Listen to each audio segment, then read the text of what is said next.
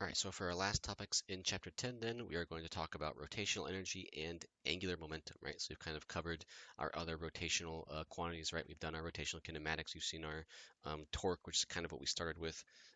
We have our rotation, like our analogous rotational force, right? We saw that we have our torque net equals I times alpha. In the last video, I gave you kind of a short little preview on what these two things are going to end up being, and we're going to see that our formulas are very similar, right? We do though want to make sure we discuss what ways are these quantities similar to our linear quantities that we're used to dealing with, and in what ways are they different. So we'll start with this rotational energy stuff. So if I want to figure out what the formula is for rotational energy, I already kind of told you, right, if you remember from the last video, but let's go ahead and derive where it comes from. If we want to figure that out, how do we go about doing that? Well, of course, if we have some sort of energy considerations, we're going to look at the work being done on our object once again, right? So it actually sees that the derivation itself is actually even very familiar to what we derived for our linear kinetic energy, right? So we have our network being done on some object, which we know is going to be traveling around in a circular motion, is going to be the net force times delta S, right? The net force being exerted on them times the actual distance around the circle that they've traveled, right? This arc length that we have. So how else can we write this then? Well, of course, we can say R times F net times delta S over R, right? We're just multiplying by R here. We're dividing by R here. So this is still the same quantity, right? We're just rearranging this. But of course, we know R times F net will be our net torque. Delta S over delta R is, of course, just going to be our delta theta. So again, this looks very familiar, right? We have our, instead of F dot D, right, we have our torque times our theta, right? Units still actually work out to be the same. We are actually still working in units of energy, right? So in this case, we are going to have the same units, right? Some of these rotational quantities don't end up being the same units. Some of them do, and it's important to make sure you keep track of which ones are which. It'll kind of help you conceptually follow along with how all this stuff is related to one another. So we do have this. We are just working in units of energy. We have torque times this delta theta, right? So of course, we know we have our formula for net torque, though, which is what? We can plug this in. We have I alpha delta theta, and this should look familiar again based on where this is going from our derivation for kinetic energy.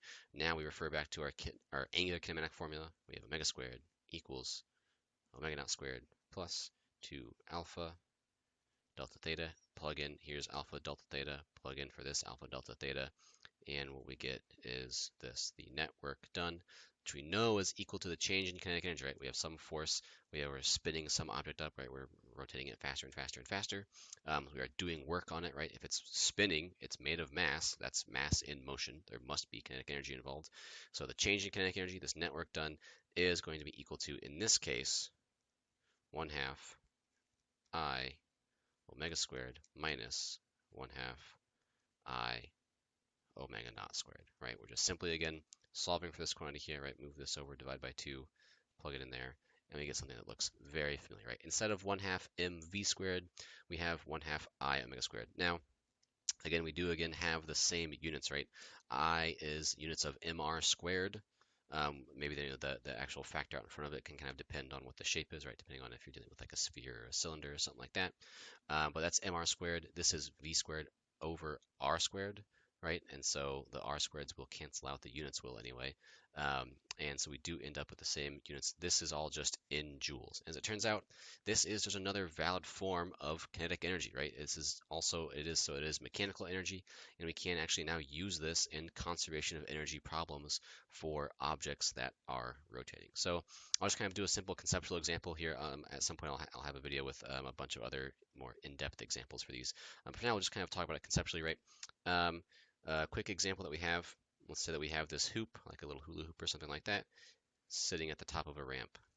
And I'm going to let it roll down, right? Let's say this ramp is of a height h. My hula hoop has a mass of m, or whatever it happens to be. So it is just a hula hoop, right? It is a hoop. The moment of inertia for that will just be mr squared. We're going to let this hula hoop roll down this ramp. And what we want to know is, what does that conservation of energy equation look like, right? So kind of how can we figure out how fast it's moving when it gets to the bottom? Well, it's starting up at some sort of height h, right? So we can say initially it's sitting still, it's not rotating, so the total energy that we start with is just mgh, right? This again should be familiar. This is our total potential energy that we're starting with. However, when I get to the bottom, this hula hoop is not just sliding down, right, at some sort of speed. It's actually rolling down, right? So it's translating, right? It's moving forward. It's moving in this straight line path, but it is also spinning, right? If it's rolling, it is necessarily spinning. So mgh is going to be equal to what? Well, we're going to have 1/2 mv squared with the fact that the hula hoop is moving from left to right.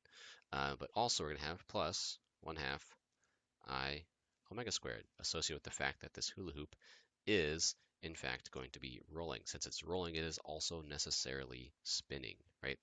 Now in this case, we're going to assume that it is rolling without slipping, right? So the actual, I believe we've gone over this before, right? So this v squared, this linear speed, it's different than the actual speed associated with the rotation of the edge of the hoop, but the values end up being the same. So we actually can plug in everything that we want to know for our I and omega, and what we get is something that looks like this. We have mgh equals 1/2 mv squared plus 1/2 mr squared v squared over r squared. The r squareds, of course, then cancel out. mgh equals, oops, I'm off the page, there we go. mgh equals 1/2 mv squared plus 1/2 mv squared. And what we end up with is this, mgh equals mv squared. Now, if you solve for your v in this case, what you get is the square root of g times h. So in other words, if you remember, if we just had some sort of object sliding down this hill or something like that, or like we just let this hula hoop drop to the bottom or something like that, what we would end up with is v times the square, v is the square root of 2 times gh, right? If you go through and you do this, right, you just don't have this rotational term there. If it's not spinning when it gets to the bottom, it's just all moving. And so what ends up happening is we're actually slower. Our speed at the bottom is actually going to be a little bit slower because of this rotation that we have, right? But that's okay. The energy is still conserved. The hoop is not moving as fast, but it's moving and spinning is what we're saying here. So that's kind of where this extra energy went, right? We still conserve our kinetic energy, right? All of our potential energy gets converted into all kinetic energy, but as it turns out, some of that kinetic energy is in the form of the hoop moving, right, from left to right, and some of that energy is in the form of the hoop spinning, right? So we have those two different types of kinetic energy that we need to deal with, right? So this is just another way, right, that we can write. This is our kinetic energy rotational. So now we still have all the same rules that apply to our conservation energy problems, but now we have to figure out, of course, another form of energy associated with our objects spinning or rotating, right? Okay, so again, this is just how we would use our new form of this rotational kinetic energy. So the last thing that we have then is this idea of angular momentum. So unlike our rotational kinetic energy, angular momentum is actually a separate quantity to linear momentum. You can't exchange between the two or anything like that. If you're going to have a certain amount of linear momentum, you're going to have a certain amount of angular momentum, right? And those are both, you can't just turn one into the other.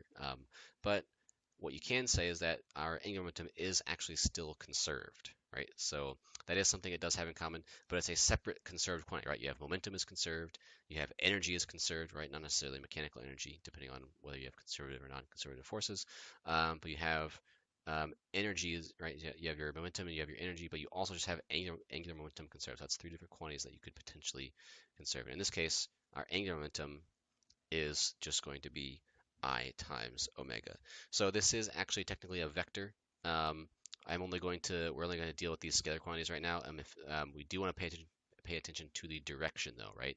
And the direction is going to be associated, for us, there's only two directions, right? We're either going to be spinning clockwise or counterclockwise, right? Those are only two options that we're going to have to spin. In theory, you can actually have all different kinds of directions that your object can be rotating in, right? But for us, we're going to keep it simple for this class. We're just going to say this is our magnitude of angular momentum, and then the direction of angular momentum is either clockwise or counterclockwise, right? Those are the only two options. So with this, we can start talk a little bit about how this works, right? When we also have another analogous formula, we can say that the net torque is also going to be equal to delta L over delta t. So much like we saw with our linear momentum, if the momentum is changing as a function of time, there must be a linear force on it. But in our case, now with the angular quantities, if our angular momentum is changing with time, then it must mean that there is some sort of net torque. So this, of course, then does imply, right, if there are no external net torques acting on your system, then your angular momentum must be conserved, right? So let's do a quick conceptual example with that before we finish off with this. So how would that be? Let's say that we have a figure skater, right? So I'm going to do a very poor drawing here. So we have this figure skater, right? Here they are, they're bouncing on one foot, and they are spinning in this direction, right? And all of their limbs are extended. So the next thing that they're going to do then is bring their limbs in. So we have that, and then they are still spinning on one foot, but now they've kind of brought their limbs in very close to themselves, right? They've had their arms spread out away from themselves. They had one of their legs sticking out, but now they have brought their limbs in very, very close to their torso. They're still spinning though, right? Um, and so what's going to happen in this case? Well, angular momentum is going to be conserved, right? There's no net external torques on this person. So we're going to have I omega before equals I prime omega prime after, right? So how do I have I prime? What does that mean? So this is actually my change in rotational inertia. Um, so essentially what this means is, right, usually when we have linear momentum collisions that we are dealing with, we would just have one object with some momentum, we'd have another object with some momentum, and then maybe they can exchange momentum that way. Here what we're saying is, but really all we have in those cases where the speeds of these objects would change, and that would be about it, right? In this case, though, what we're going to have is you can see that it's actually um, simpler and more realistic to change our um, rotational inertia, right? So essentially what's happening here is this figure skater has some rotational inertia based on the shape of their body, right? They have some sort of mass. The mass is distributed in some way. Calculating it out would be very difficult. We're not going to worry about it. In this case, we're just going to kind of follow along conceptually with what's going on. But what we can see here is we have a lot of mass, and some of it is actually extended out pretty far from the center of their body, right? Where that is kind of their axis of rotation. If they bring all their limbs in, what they're doing is they're taking some of that mass, right, and they're squeezing it in closer together, right, closer towards the center of rotation. So the mass is remaining the same, but the shape is changing. In other words, you can kind of think of it as the effective radius of this person is decreasing, right? So when you go to calculate your I, right, which we know is going to be add up all of your little bits of mass times mr squared times r squared, right? If on average where your mass is located becomes closer in towards the center, right? If these r's tend to decrease, then your moment of inertia is going to decrease. When that happens, we know exactly what's going to happen with this figure skater, right? Our new angular velocity then must be higher, right? If this one goes down, then this one must go up, right? So of course you can solve for that. Omega prime equals I over I prime omega. And I'm not going to put any numbers to this right now, but we can just kind of see, right?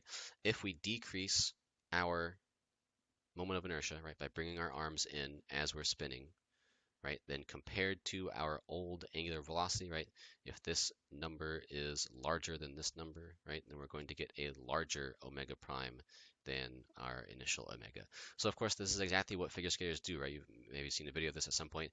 They're spinning here, they have their arms out, maybe they're spinning pretty quickly. They bring all their limbs in, right? They maybe like crouch themselves down even or something like that to kind of really um, just kind of pull all of their mass in towards their center as much as they can. And when that happens, their rotational inertia decreases, which means to conserve angular momentum, their angular velocity must increase. And so, of course, these limbs come in and then they start spinning very, very fast, right? The more you can affect this rotational inertia, the larger change you will get in your angular velocity.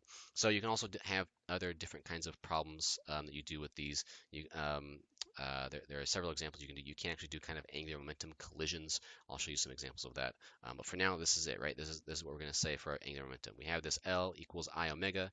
We only have two directions it can go, right? It can only be clockwise or counterclockwise. And it is conserved, but it is a separate quantity, right? The units of this are actually not the same as the units of momentum, right? If you actually work this out, the units of this are momentum times distance, right? So instead of kilograms, meters per second, the angular momentum is kilograms meters squared per second, right, is what you would get. So it's different units, it's a different quantity. You cannot convert linear momentum to angular momentum and vice versa, but they do have some things in common in the sense that they are both conserved, right? So they do behave similarly to one another, but it's not quite the same as where we have our rotational energy, right? Rotational and kinetic energy can be converted back and forth from one to the other. Linear and angular momentum cannot, right? Angular momentum is conserved independently on its own, and angular momentum, right? Both angular and linear momentum are independently conserved from one another.